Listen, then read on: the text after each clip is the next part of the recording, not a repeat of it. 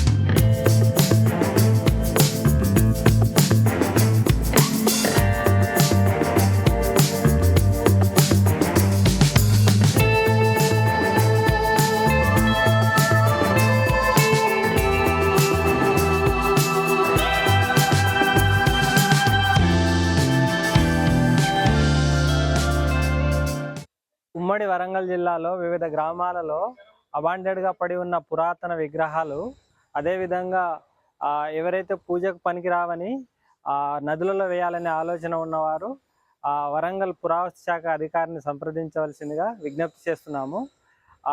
మీ విజ్ఞప్తి మేరకు మేము వచ్చి వాటిని ఆర్కియాలజికల్ మ్యూజియం తరలించి భద్రపరుస్తాము. వాటిని భవిష్యత్ తరాలకు అందిస్తామని మీకు తెలియజేస్తున్నాను.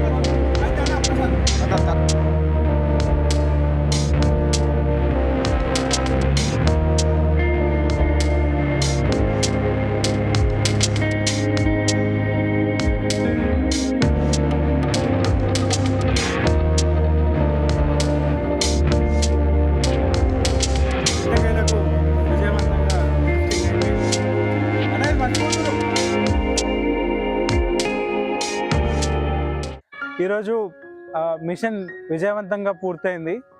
5 నంది విగ్రహాలు, ఒక వినాయకుడి విగ్రహం, దాంతోపాటు అదే ఊర్లో ఒక అపురూపమైనటువంటి లేదంటే అరుదైన అని చెప్పదగ్గేటువంటి ఇంకొక శిల్పం కూడా మేము తీసుకురావడం జరిగింది. మీకు వెనక కనిపిస్తున్నటువంటి ఈ వీరగల్లు శిల్పాలు తెలంగాణలో మొత్తం ప్రతి గ్రామంలో సాధారణంగా కనిపిస్తాయి. యుద్ధంలో మరణించినటువంటి వీరగల్లు శిల్పంగా మనం చెప్పొచ్చు. ఆయన చేతిలో డాలు, దాంతోపాటు కత్తి ఉంది. సో యుద్ధ రంగంలో మరణించినటువంటి వీరుడిగా మనం ఈ శిల్పం చాలా కామన్గా కనిపిస్తుంది. దీనికి ఇంకొక విశిష్టత ఏంటంటే దీనికి బ్యాక్ సైడ్, దీనికి వెనక వైపు ఏదైతే ఉందో మీకు ఒక శివలింగం కనిపిస్తుంటుంది. అయితే చెక్కుతుండగా శివలింగం పాడైపోయినట్టు కనిపించింది. సో అది పూజకి ఎట్లాగూ పనిచేయదు కాబట్టి ఆ రాయిని వృధా చేయకుండా ఇటు సైడ్ మనకి వీరగల్లు శిల్పాన్ని చిత్రించడం జరిగింది. సో ఇట్లాంటి శిల్పం అరుదుగా కనిపిస్తుంది. అంటే 2 వేర్వేరు కల్చర్లకు సంబంధించినటువంటి శిల్పం ఈ ఒక్కటే ఉంది మొత్తం వరంగల్, ఉమ్మడి వరంగల్ జిల్లాలో. సో అట్లాంటి ఒక అరుదైనటువంటి శిల్పం ఈరోజు మన మ్యూజియంలో కొత్తగా యాడ్ అయింది. సో మీ గ్రామాలకు సంబంధించి లేదంటే మీ ప్రాంతాలకు సంబంధించి ఏవైనా నిరుపయోగంగా లేదంటే నిరాదరణకు గురైనటువంటి శిల్పాలు ఉంటే ఆర్కియాలజీ డిపార్ట్మెంట్ వాళ్ళని కానీ లేదంటే టార్చ్ని కానీ మీరు సంప్రదిస్తే వాటి పరిరక్షణకి అవసరమైనటువంటి చర్యలు మేము తీసుకోవడానికి ప్రయత్నం చేస్తాం.